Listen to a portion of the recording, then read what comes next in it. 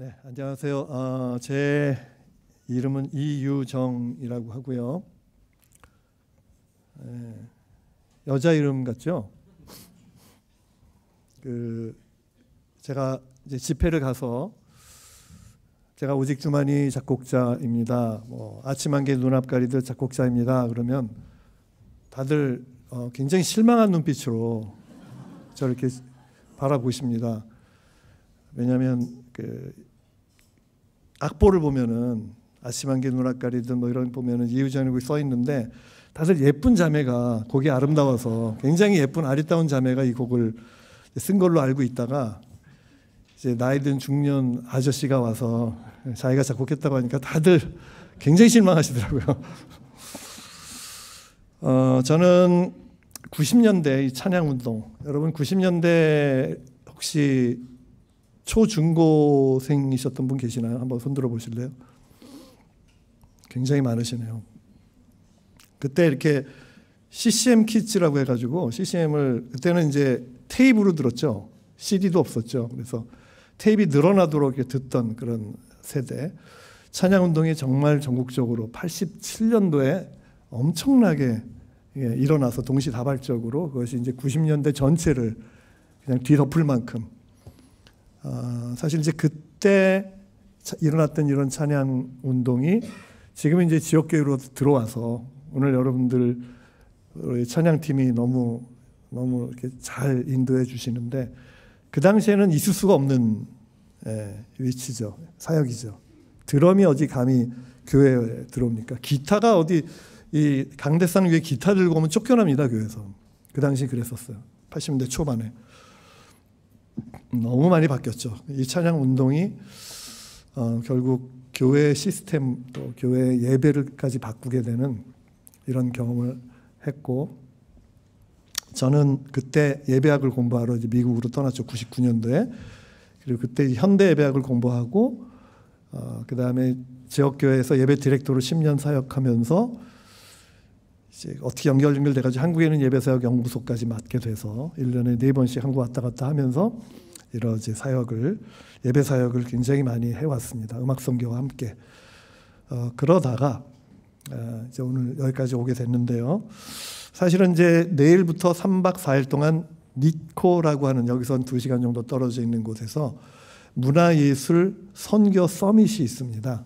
근데 한국 그다음에 해외에 있는 문화예술 관련된 선교사들 그다음에 선교기관의 좀 대표들 다양한 분들이 미주에서 또 활동하는 어떤 선교 사역자들 다 모이고 마지막 날에는 일본에 있는 또 문화예술 사역하시는 분들까지 함께 모여서 재팬데이로 이제 어떻게 일본을 문화예술로 선교적으로 다시 일으킬 것인가에 대해서 굉장히 심도 깊게 이야기하고 또 프로젝트까지 이제 계획하는 굉장히 중요한 서밋입니다. 여러분 생각날 때 꼭 기도 좀 부탁드립니다.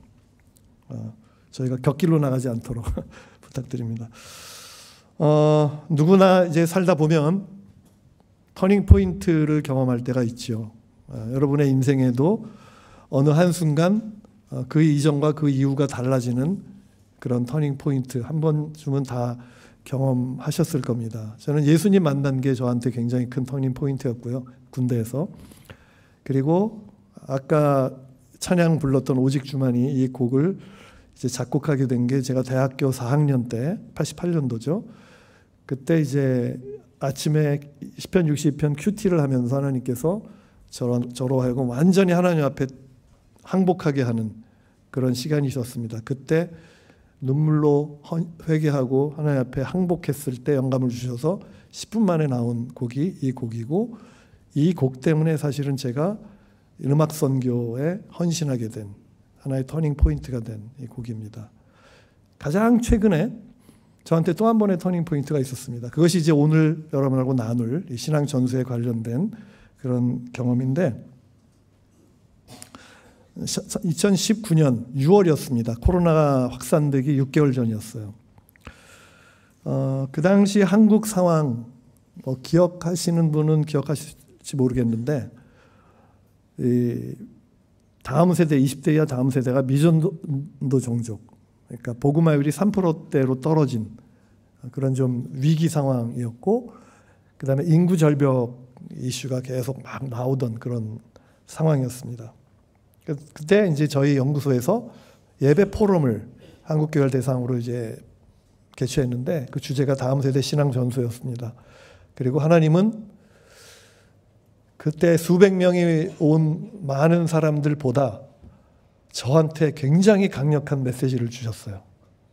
제가 60년 가까이 한국교회 내부자로 신앙생활하면서 한 번도 경험하지 못한 그런 이 다음 세대의 신앙을 전수하는 부분에 대한 새로운 시각을 어떤 말씀을 통해서 저에게 보여주셨어요. 그 말씀이 오늘 읽은 이 본문이고, 그리고 그 본문 중에 가장 핵심, 저를 가장 많이 변화시킨, 마치 망치로 머리 뒤통수를 한 대 맞은 것 같은 충격을 준 그 말씀이 바로 6장 7절 말씀입니다. 오늘은 그 6장 7절 말씀 중심으로 여러분들하고 좀 많이 다루려고 해요. 저기 떴으니까 한번 같이 읽겠습니다. 내 자녀에게 부지런히 가르치며 집에 앉았을 때든지 길을 갈 때든지 누워있을 때든지 일어날 때든지, 네, 바로 저 말씀이 그 당시 저에게는 너무나 강력한 도전을 주는 말씀입니다. 얼핏 보면은 뭐 그냥 평범한 말씀처럼 보이잖아요. 근데 이따가 중반 이후쯤에 제가 그 비밀을 좀 알려드리도록 하겠습니다. 3,500년 전에 바로 이 말씀을 통해서 하나님은 부모가 자녀에게 어떻게 신앙을 전수해야 할지에 대한 아주 선명한 지침을 주신 거예요. 그것이 바로 대화식으로 자녀와 말씀을 나누라. 자녀에게 말씀을 부지런히 가르치라. 결론입니다. 사실 이게. 결론이에요. 그래서 대화식 가정예배라는 책도 재작년에 쓰게 됐고, 여기 들어오기 바로 직전에 그 책은 이론서고 이제 실습서, 워크북을 막 작업을 끝내서 가지고 들어오려고 했는데 그 시간이 이상하게 지연이 되고 계속 이게 막혀요. 왜 그런지 모르겠습니다. 그래서 결국 못 가져왔는데, 어찌됐건 그 워크북까지 이제 만들 만큼 저는 지난 거의 한 6년이죠. 이 시간을 여기에 올인한, 이렇게 어떻게 보면은 제 인생에서 뒤늦게 이제 이 가정, 특히 가정 예배, 이 부분에 대해서 제 인생을 지금 여기에 쏟아붓고 있고, 앞으로도 5년 내지 10년은 더 이 일을 해야 될 그런 상황이에요. 왜냐하면 지금 너무나 긴박한 한국교회도 그렇고 개신교 자체가 이 다음 세대의 신앙을 전수하는 이 이슈가 다 지금 굉장히 큰 위기 가운데 있습니다. 그래서 하나님이 보여주신 이 이슈를 제가 나누지 않을 수가 없어서 할 수만 있거든 저는 다니면서 이제 전하고 있습니다. 오늘 그래서 여러분을 이렇게 또 만나게 되었고, 아까 이야기를 들어보니까 1부, 2부보다 3부 예배 때 지금 자녀를 키우고 있는, 양육하고 있는 우리 부모님들이 이 예배에 더 많다고 얘기를 들었습니다. 그리고 개 중에는 이 중학생, 사춘기 아이들하고 거의 전쟁 중인 부모님들이 굉장히 많다. 지금 그럴 때죠. 제가 살고 있는 워싱턴 DC 이 디아스포라 한인 사회에서도 아주 늘상 있는 가장 일반적인 지금 상황이 그렇습니다. 한국 부모님들과 한국 이 다음 세대들 사이의 전쟁. 이거는 정말 우리 때에서 이거를 멈춰야 돼요. 우리 다음 세대에게 넘어가면 안 돼요. 이건 하나님의 방식이 아닙니다. 제가 아주 단연코 얘기하는데, 저도 그렇게 잘못 가르쳤고, 저도 아이들한테 그렇게 싸우면서 그 아이들을 키웠고, 성경은 그렇게 말하지 않더라고요. 방법이 있습니다. 그래서 저는 그때 이제 깨달았어요. 우리가 신앙 전수를 잘못했구나. 제가 했던 것이, 우리 386 세대는 가정을 갈아서 교회를 성장시킨 그런 세대였습니다. 그리고 자녀를 위해서 돈을 벌어서 서포트하는 그런 세대였어요. 그래서 늘 바빴지만 가족과 함께 시간을 보내는 시간은 너무나 부족했던, 그리고 자녀들에게는 지시만 하고 명령하고 교회 열심히 가서 신앙생활 하라고 교회에다가 그냥 위탁 교육을 시킨 거죠, 신앙을. 그게 우리는 그렇게 하면은 자녀에게 신앙 전수를 한다고 했다고 그렇게 생각을 하던 우리는 세대예요. 커다란 착각이었습니다. 그 결과 교회는 뭐 세계적인 메가처치들이 뭐 많이 나왔지만 다음 세대는 정말 썰물 빠지듯이 다 교회를 지금 떠나버리고 만, 재앙에 빠지고 만 거죠. 비극이죠, 여러분. 재앙이죠, 비극. 저주예요.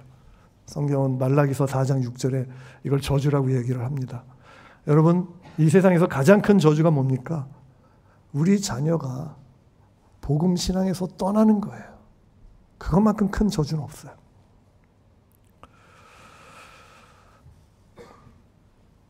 지금 현재 아까도 말씀드렸듯이 20대 이하 복음화율 3%다라고 그랬죠. 선교학적으로 미전도정적이라고 그랬죠. 그래서 최근에 제가 한국 들어가서 들었던 얘기인데 요즘 한국에서는 자녀 가운데 예수 믿으면 기적이라는 얘기까지 나옵니다. 정말 큰 불순종을 한 거예요, 사실 저희 세대는. 그때부터 제가 정신을 차렸습니다. 회개도 많이 했습니다. 그래서 모든 것이 멈췄던 6개월 후에 이제 팬데믹이 터졌는데, 이때 저는 이제 성경과 씨름했습니다. 그리고 실제 이 사례들, 대화식으로 가정예배를 드렸던 사례들을 찾아서 씨름했습니다. 한 민족이 그렇게 수천 년 동안 대화식으로 예배를 드려왔고 신앙이 한 번도 단절되지 않고 전수된 사례가 있더라고요. 바로 유대인들이었습니다. 그래서 4년 동안 정말 씨름했고, 우리 예배사 연구소 스태프들하고 저는 미국에 사니까 줌으로 매주 월요일마다 만나서 대화식 예배를 실제로 드려봤습니다. 이게 가능하다는 걸 알게 됐습니다. 웬만한 설교 중심의 예배보다 훨씬 더 파워풀하다는 것도 알게 됐고, 그 안에서 헌신하고 결단하고 하나님의 임재도 있고 눈물을 흘리고 막 이런 정말 엄청난 은혜가 임하는 거고, 성경에 대한 해석도 그냥 일방적인 설교보다 훨씬 더 파워풀하고 훨씬 다이나믹하고 더 풍성한 이런 것이 가능하다는 것을 3년 동안 경험을 했어요. 그래서 용기를 내서 사실은 이제 이 책을 쓰게 됐죠. 대화식 가정예배라는 책을 쓰게 됐는데, 단순히 제가 이 책 한 권 쓰려고 제 인생을 여기에 쏟아부은 건 아니에요. 개신교의 이 신앙교육 시스템에 뭔가 아주 심각한 구멍이 뚫려 있다는 것을 발견하게 되고 거기에 대한 대안을 찾기 위해서였습니다. 그런데 여러분, 그 과정에서 더 심각한 것이 오고 있더라고요. 그게 바로 인구 절벽입니다.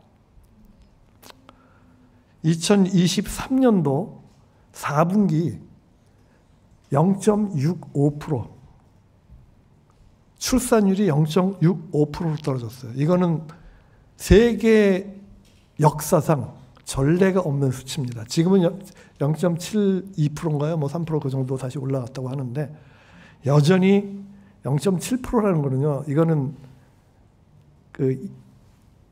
이 인구학 통계에서 예상도 안 하는 수치예요. 이런 거는 아예 상상할 수 없는 수치예요. 1% 밑으로 떨어질 수가 없는데, 전쟁과 막 기근이 나도 밑으로 떨어지기 힘든 그런 수치라고 합니다. 지금 대한민국은 가정이 완전히 무너진 거예요, 어떻게 보면. 근데 이대로 아무 대안 없이 만약에 앞으로 5년, 10년 지나면 정말 이 골든타임이 이제 더 이상 의미가 없어지는, 그래서 걷잡을 수 없이 대한민국은 이제 반토막 날 수밖에 없는 그런 이제 루틴으로 가게 된다고 합니다. 이게 정부에서 하는 얘기예요. 제가 하는 얘기가 아니고. 최근에 우연히 이제 SBS 현 정부 인구 정책 전문가가 인터뷰하는 걸 제가 우연히 봤는데, 뭐 다 잘라서 그냥 핵심만 얘기하면, 정부가 그동안 어마어마한 막대한 돈을 투자했답니다. 수조 원을 투자해서 이 문제를 해결하려고 노력했는데 현장은 전혀 변하지가 않는데요. 그러면서 이 연구위원이 결론을 내리는데 이제는 더 이상 대안은 없습니다. 유일한 대안은 근원적인 접근인데 그것은 부모와 자녀의 친밀함을 회복하는 길밖에 없습니다. 제가 이 얘기를 듣고요. 그냥 우연히 이렇게 듣고 있다가 온몸에 소름이 돋았어요. 왜냐하면 제가 찾았던 그 핵심이 바로 부모와 자녀의 친밀함이었거든요. 그리고 신명기 6장 7절에서 이야기하고 있는 그 핵심이 바로 부모와 자녀의 친밀한 대화예요. 여러분, 이 이야기는요, 사실은 교회가 세상을 향해서 할 얘기예요. 그런데 교회가 얘기하고 있지 않으니까 하나님이 돌들이라도 들어서 하나님을 찬양하게 한다고 그랬잖아요. 이 세상의 인구 전문가를 입을 통해서 이 사회에 이 공방송에서 이거를 이야기하게 한 겁니다. 여러분, 부모와 자녀의 친밀함. 이것이 성경이 말하고 있는 신앙전수의 해법입니다. 부모와 자녀의 친밀함. 나는 굉장히 부모와 친밀한 관계 속에서 자라왔습니다. 어렸을 때부터. 혹시 그런 분 계시나요?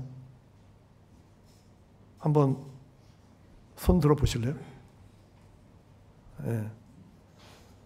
뭐 있으실 텐데 지금 안 드시는 것 같아요. 굉장히 많은데 눈을 보면 있어요. 근데 이렇게 좀 일본의 특유 문화인 것 같아요. 네.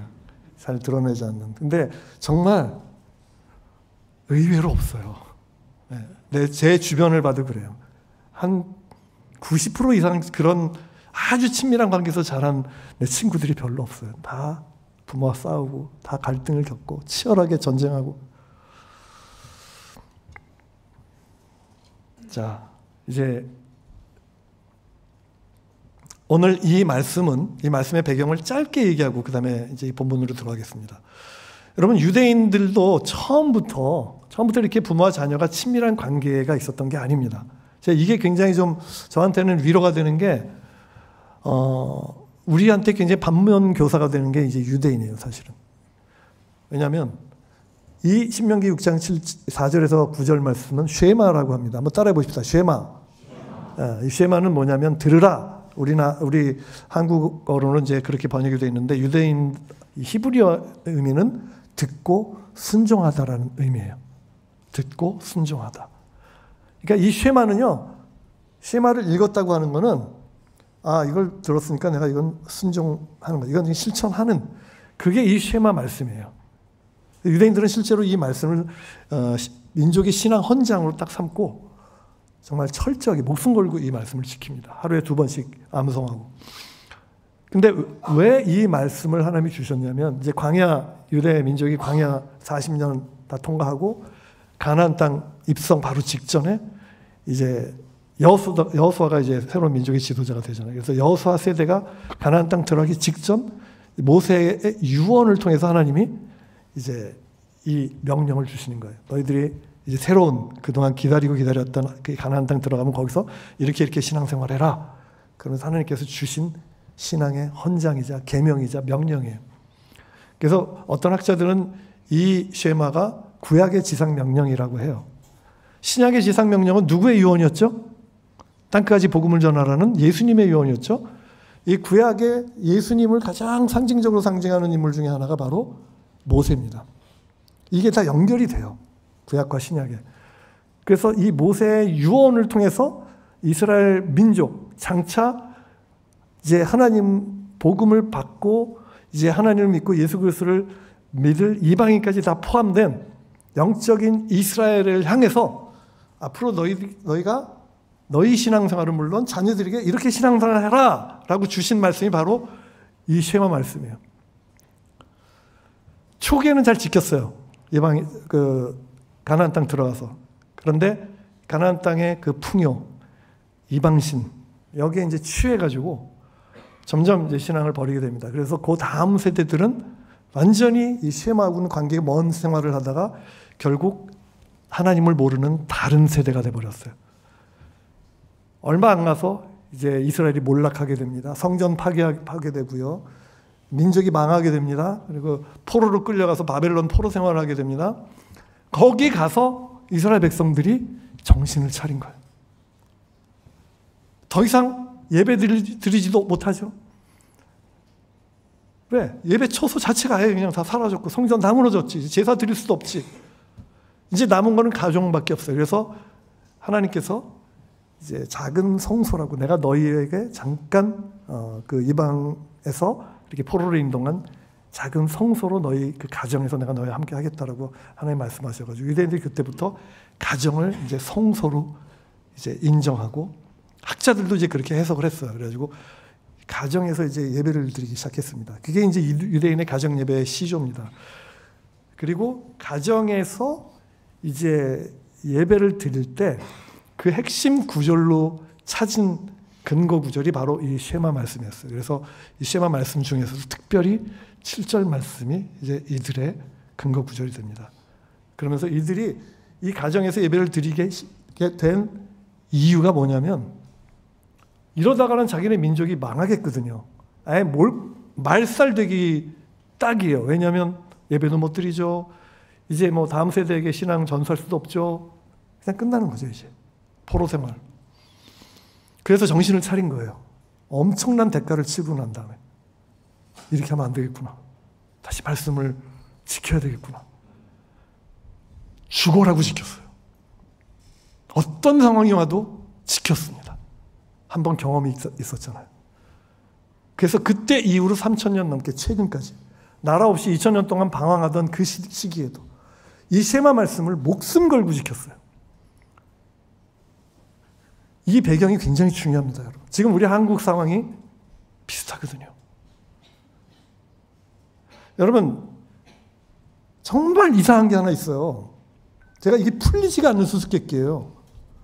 개신교가 지난 2000년 동안 한 지역에 들어가가지고, 대륙에 들어가가지고 복음을 전하고 순교당하고 막 그러면서 교회 세우고 교회가 흥황하고 기독교가 흥황했다가 쇠퇴한 다음에 그곳에 이단 종교, 타 종교가 들어가서 그냥 교회는 다 그냥 죽어가는, 이런 지금 이 사이클이 지난 2000년 동안 200년에서 300년 동안 계속 반복됐어요.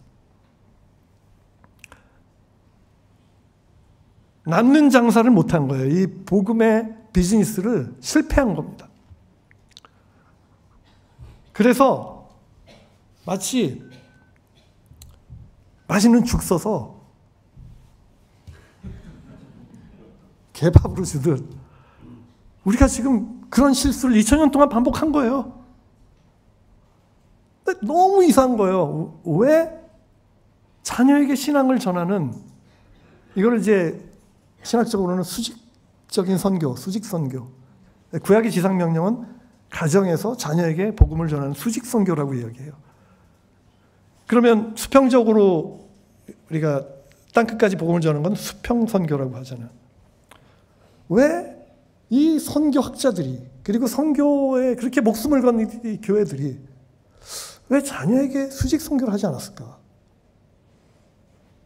대한민국은 지금 복음 들어온 지 140년 만에 다음 세대가 지금 그렇게 선교지로 전락돼 버렸잖아요. 이해를 못 하겠어요. 유대인의 수직 선교, 개신교의 수평 선교, 이게 만나야 돼요. 만나야 돼요. 유대인은 유대인교로 문제가 있고 예수를 영접하지 않았으니까, 개신교는 수직 선교에 신경을 끄고 지난 2000년 동안 살아온 거예요. 이걸 보게 된 겁니다, 제가. 그리고 몇몇 학자들이 지금 이런 것들을 지적하고 있고요. 자, 그래서 이 신명기 6장 7절로 이제 본론으로 들어가면, 저에게 제가 신앙 이 전수에 대한 패러다임, 제가 기존에 알고 있었던 패러다임을 4가지가 이제 이게 바뀌게 되는 그런 구절입니다. 첫 번째가 뭐냐면, 하나님은 부모가 자녀에게 말씀을 가르치라고 하셨다는 거예요. 내 자녀에게 부지런히 가르치라. 교사에게 명령했나요? 교회에 명령했나요? 주일학교에 명령했나요? 아니요. 부모에게, 내 자녀에게 부지런히 가르치라. 신앙전수의 1차적인 주체는, 주일학교 필요 없다는 얘기는 아닙니다. 신앙전수의 1차적인 주체는 교회가 아니라 가정이고, 주일학교가 아니라 가정이고, 교사가 아니라 부모라는 거예요. 부모에게 1차적인 책임이 있습니다. 여러분, 고대 종교에서는요, 이 신앙을 전수하고 신앙을 계승하는 이 역할은 이 제사장에게만 주었어요. 일반 종교인들, 일반 그냥 신앙인들한테는 절대 주지 않았어요. 그런데 하나님은 이 중요한 사명을 그냥 평범한 부모에게 줬다는 거예요. 이게 기독교의 놀라운 점입니다. 두 번째, 말씀을 가르칠 때 강론하라고 했어요. 강론. 자, 나오죠? 네. 이 말씀을 강론할 것이며, 자, 이때 사용한 이 강론이라는 단어가 게임 체인저입니다. 이 단어를 제가 잘못 알고 있었던 거예요. 그리고 우리 개신교가 그동안 잘못 알고 있었던 거예요.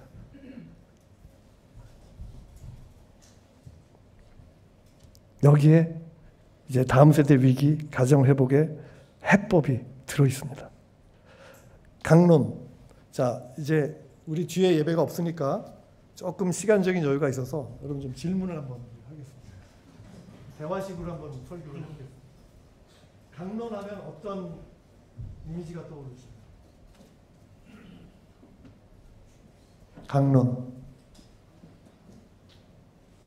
그냥 느낌, 그냥 떠오르는 대로 한번 얘기해 보세요.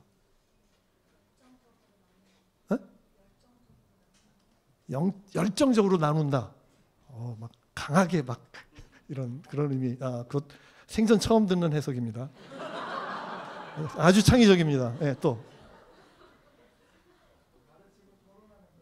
가르치고 토론한다. 네, 아주 좋은. 딱딱하다. 네, 또 예? 이상적이다? 일방적이다. 네. 네. 대부분 그래요. 제가 어디를 가나 이 질문을 하면 다 똑같아요. 진짜 일방적이다, 강압적이다, 설교 같다. 근데 토론한다는 얘기는 오늘 처음 나온 것 같아요. 원래 이 단어 알고 계셨었어요?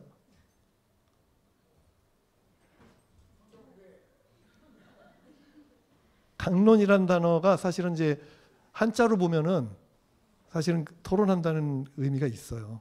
원래는. 근데 일방적으로 캐톨릭에서는 설교를 강론이라고 해요. 그러니까 저도 잘못 알고 있었고, 그래서 가정에서 자녀를 부지런히 강론한다 그러면 부지런히 막 설교하는 거예요. 막 훈계하는 거예요. 그래서 우리 한국 사람들이 가정 예배하면은 예배로 시작해서 훈계하고 잔소리로 끝나요. 그래서 맨날 두들겨 맞아요. 아버지한테 특히. 혹시 웃는 분들은 이제 그런 경험이 있으신가요? 실제로 MZ세대 가운데, 제가 MZ세대를 굉장히 많이 이제 인터뷰를 하고 만났는데, MZ세대 가운데 이 아버지한테 너무 호되게 잔소리 듣고 훈계를 받아가지고 맨날 예배 때문에 맨날 혼나는 거예요. 너 성경이 이렇게 하라고 했는데 너 맨날 이거밖에 못하냐. 그래서 결국에는 교회를 떠났어요. 너무 큰 상처를 입고. 40이 넘었는데도 지금 교회를 안 나옵니다. 저는 잘했나요? 저도 우리 자녀 딸 아들이 있는데 사춘기 때 가정 예배를 드리면 서로 상처를 받아요. 예배만 끝나면 다 이만큼 상처를 받고 그냥 얼굴 벌게져가지고 저는 아이들의 그 태도가, 자유분방한 태도가 마음에 안 드는 거예요. 어떻게 예배 시간에 어떻게 저렇게 막 깔깔대고 웃고 막 이야기하고, 전 용납이 안 되는 거죠. 우린 그렇게 안 배웠으니까. 아이들은 아이들대로, 아니 집에서까지 와가지고 taktak한 교회 그런 의식을 막 하는 게 너무 힘든 거예요. 그래서 빨리 끝나면 좋겠다는 거죠.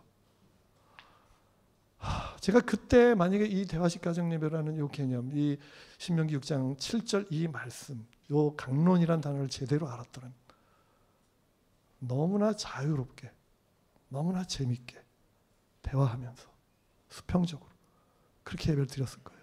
우리 다음 세대는 우리 같은 이런 전철을 밟지 않기를 바라는 마음에서 저는 사실은 이 책을 썼고 이렇게 다니면서 호소를 하고 있는 거예요.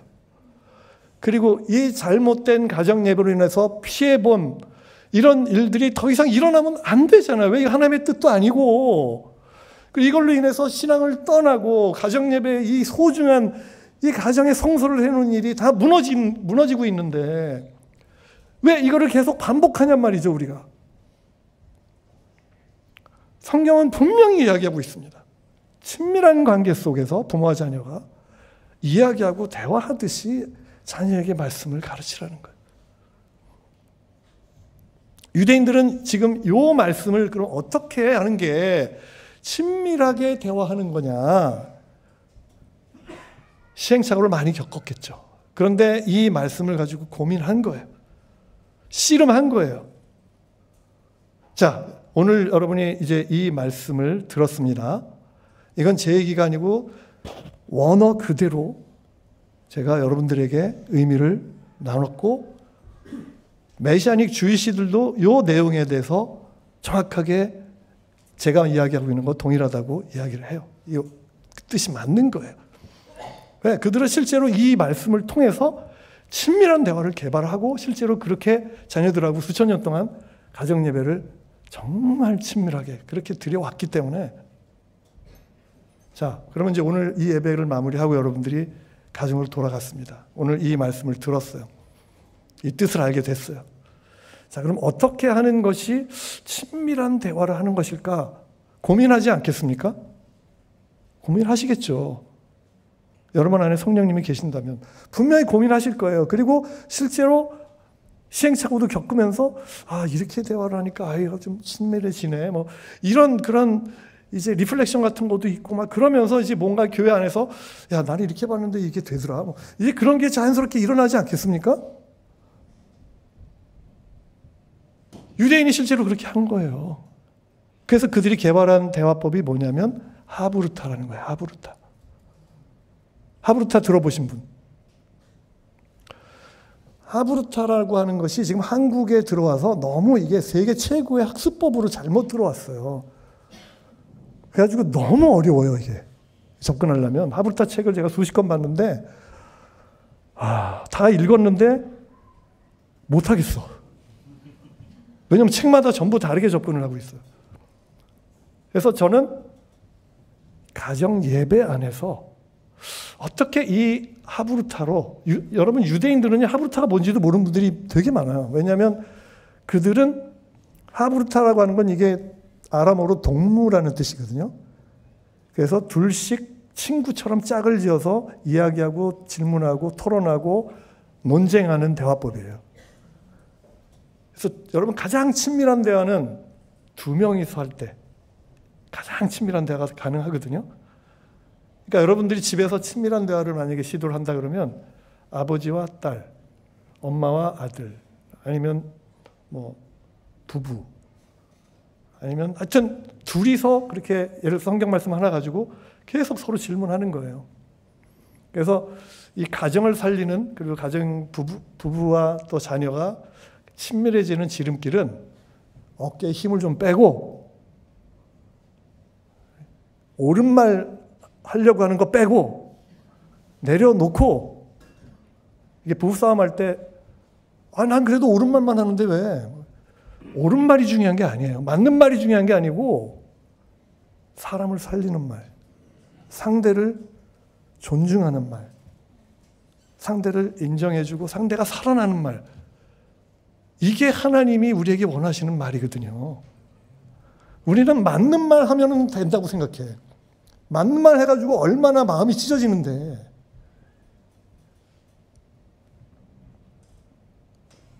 그래서 어깨에 힘을 빼고 자녀에게 질문을 하는 거예요. 여러분, 질문을 하면 상대방이 뭐를 느끼겠어요?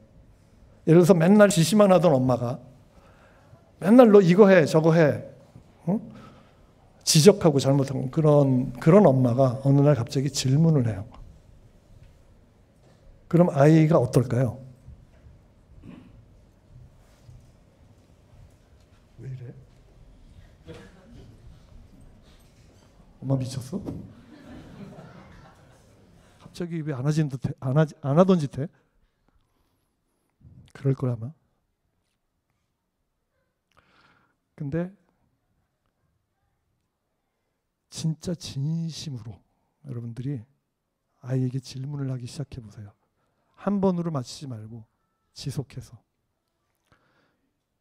그러면 처음에는 이상하게 생각하다가 여러분 질문을 한다는 건요. 상대방의 생각에 관심을 갖는 거예요. 그리고 상대방에게 말할 수 있는 시간을 주는 거예요. 배려하는 겁니다. 그러면 이 아이가 처음에는 좀 쑥스러워하다가 그리고 이제 질문을 하면 이제 답하는 거를 잘 훈련이 안 된 아이들도 그것도 힘들어해요. 근데 여러분 진짜 진심으로 내가 네 마음을 알고 싶어, 내가 네 의견을 듣고 싶어라는 이 진심이 전달이 되잖아요. 그럼 아이가 마음을 열어요. 엄마의 진심이 느껴질 때, 아빠의 진심이 느껴질 때. 그러면 엄마가 내 의견에 관심을 가지시네. 웬일이지? 그러니까 아이들은요. 엄마는 항상 자기한테 뭔가 지시하고 명령하고 이런 존재예요. 아빠도 마찬가지고. 그런데 그런 엄마 아빠가 아이에게 아이의 의견을 묻고 답을 기다리고 귀를 기울이고 경청을 해주면 이제 이 아이의 변화가 일어납니다. 부모가 나를 존중해 주는구나. 이게 굉장히 중요한 겁니다. 존중. 여기서 이제 이 회복의 첫 단추가 이제 시작이 되는 거예요. 이거를 하기 위해서 필요한 게 뭐냐면 제가 대화식 가정 예배를 하면서 제가 예배학을 전공했잖아요. 아, 이게 삶의 예배구나라는 걸 알게 됐어요. 삶의 예배. 여러분 공예배 그다음에 월요일부터 토요일까지는 뭐예요? 우린 삶의 예배자잖아요. 삶의 예배자라는 찬양도 있잖아요. 가정 예배는 삶의 예배의 중심이에요. 삶의 예배의 중추신경이에요. 그래서 가정에서 삶의 예배가 제대로 돼야지 우리의 일상이 살아나는 거예요. 그래서 가정 예배가 여러분 삶의 예배라고 하는 것은 이제 굉장한 무한한 자유함을 줍니다. 형식의 구애를 받지 않죠. 삶의 예배는 여러분 회사 나가서 따로 모아서 이렇게 같이 예배드리는 이게 삶의 예배입니까? 이건 삶의 예배가 아니에요. 삶의 예배는 사람들하고 만나고 대화하고 이야기하고 관계 맺고 그냥 그 모든 게 예배입니다.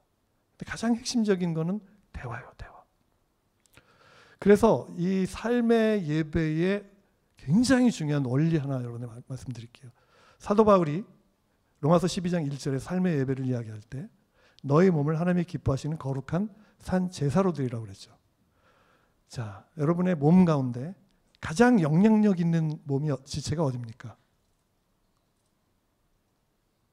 어딜까요? 네, 입이죠. 혀.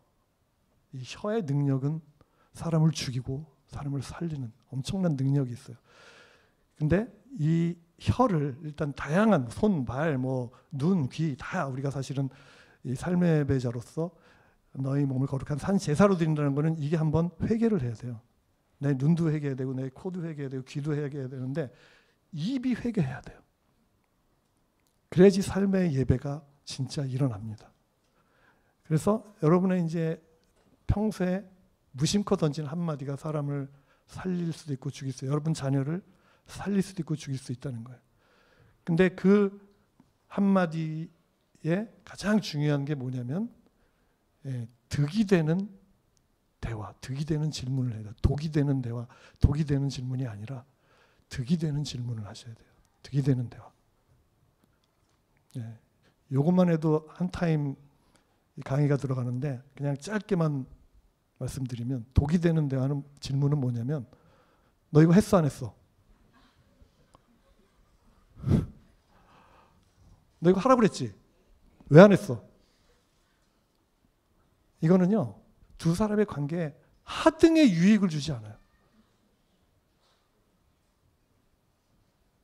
관계만 더 어렵게 만드는. 그런데 예를 들어서 오늘 너 기분이 어때? 상대방의 감정에 대해서 질문을 하고 상대방의 존재에 대해서 관심을 갖는 질문. 오늘 뭐 예를 들어서 교회에 가는 것도 똑같아요. 오늘 지각했어 안 했어? 너 오늘 헌금 냈어 안 냈어? 신앙도 율법적으로 만드는 질문이 돼버리는 거예요. 그런데 오늘 말씀 중에 너 혹시 뭐 마음을 이렇게 움직이는 거 있었어? 아들의 존재, 아들의 정체성. 오늘 하나님하고 친했어? 요즘 하나님과 관계 좀 어때? 관계에 대한 질문. 그래서 이것만 생각하세요. 여러분의 질문이, 여러분의 대화가 being에 관련된 질문인지 doing에 관한 질문인지 그거 하나만 오늘 제가 말씀드릴게요. 주로 여러분은 being에 관련된 존재에 관한 질문을 많이 하세요? 아니면 doing, 어떤 행위에 대한 질문을 많이 하세요? 어떠십니까? 두 명씩 짝져서요. 한번 잠깐 나눠보십시오. 옆에 있는 분들하고. 나는 doing에 대한 질문을 많이 하나 존재에 대한 질문을 많이 하나. 옆에 있는 분하고 2분만 드리겠습니다.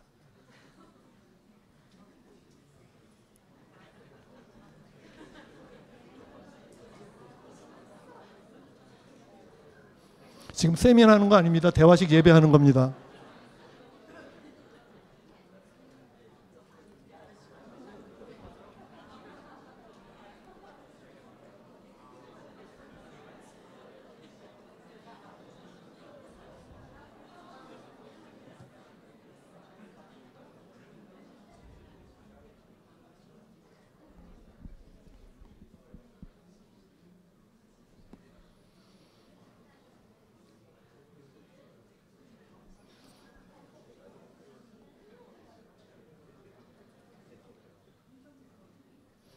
네, 이 정도로 하시죠. 한 80%는 대화를 안 하고 계세요. 사실 우리가 대화가 좀 잘 이렇게 쉽지 않은 좀 그런 한국 문화가 좀 그런 게 있는 것 같아요. 그래서 대화식 예배를 드리려면 사실은 우리의 대화부터 이제 한번 돌아봐야 되고 그래서 우리 안에 있는 가치 점검부터 해야 되거든요, 사실은. 그래서 제가 만든 이제 워크북에서는 18가지 가치를 이제 다뤄요. 그래서 하나하나 우리 안에 성경적이지 않은 그런 가치들을 하나씩 다 이제 씨름하게 만드는 이제 그 과정을 거쳐야지 자유롭게 가정 안에서 자녀와의 관계, 대화 방식, 사람을 보는 관점, 다양한 것들이 회복이 돼야지 가정의 대화가 조금 이제 풀어지죠, 사실은. 그래서 오늘은 이 정도로 하면서 결론을 내릴게요. 결론. 대화식 예배라고 하는 거는 제 아이디어가 아니고 하나님의 명령입니다. 하나님께서 대화식으로 친밀한 관계 속에서 말씀을 자녀에게 전수하라고 하신 하나님의 명령입니다. 그래서 이 하나님의 명령에 대해서 그냥 이렇게 하시면 돼요. 단순하게 순종할 때 획기적인 일이 일어납니다. 왜? 하나님의 약속의 말씀이기 때문에. 하나님의 말씀은 지금도 살아서 역사하시는 살아있는 말씀입니다. 생명의 말씀입니다. 이 말씀의 능력을 우리가 너무 잊고 사는 것 같아요. 말씀에 순종할 때 얼마나 엄청난 일들이 일어나는지 우리가 경험을 잘 못하고 사는 것 같아요. 다른 건 모르겠어요. 일단 가정에서 우리 자녀들과의 관계 속에서 신앙 양육에 대해서 이 하나님께서 명령하신 말씀에 대해서 순종하기를 제가 정말 간곡하게 권면해 드립니다. 그럴 때 변화가 시작됩니다. 그리고 실제로 제가 가는 곳마다, 제가 방문하는 곳마다 희한하게 목사님, 제가 사실은 대화식으로 가정예배를 드리고 있어요. 오늘 2부 예배 끝나고 나서 어떤 분이 한 분 오셔서 그 얘기를 해주셨어요. 너무 반갑더라고요.